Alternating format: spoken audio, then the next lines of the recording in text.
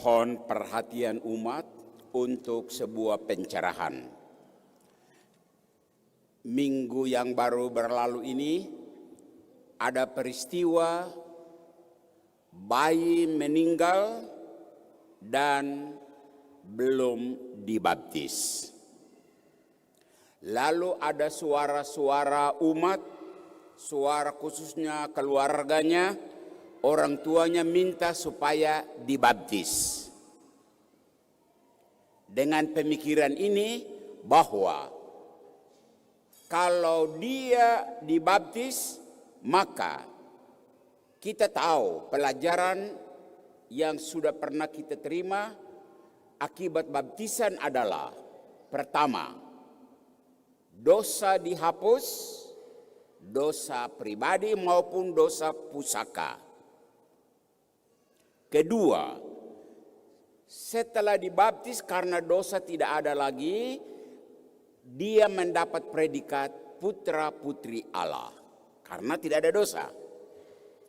Dan yang ketiga, dia tergabung dalam anggota gereja, dalam hal ini gereja Katolik.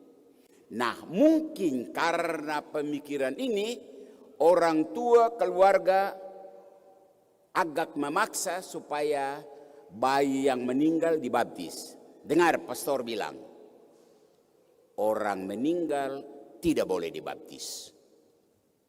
Ini ajaran resmi gereja. Bisa baca di dalam katekismus gereja Katolik. Orang sudah meninggal mau baptis bagaimana? Ya tapi bagaimana dia punya nasib? Untuk nasib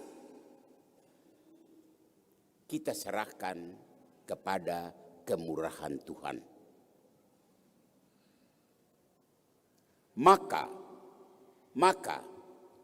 himbauan pastor adalah anak setelah lahir kesempatan pertama bawa untuk dibaptis, daftar.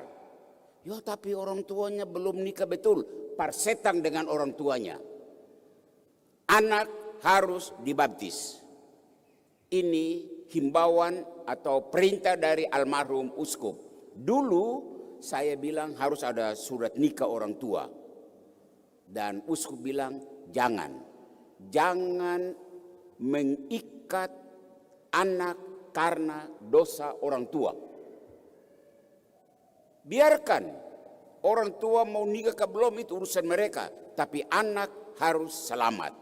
Maka anak harus dibaptis. Itu kalau keadaan normal.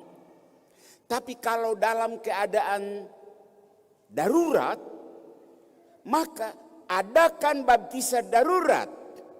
Siapa yang melakukan? Orang tua.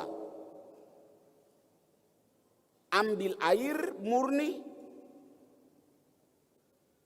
lalu tuangkan di kepala anak dengan mengucapkan kalimat triniter. Kok kasih nama dia dulu. Misalnya Amandus, ya bayi itu nama Amandus.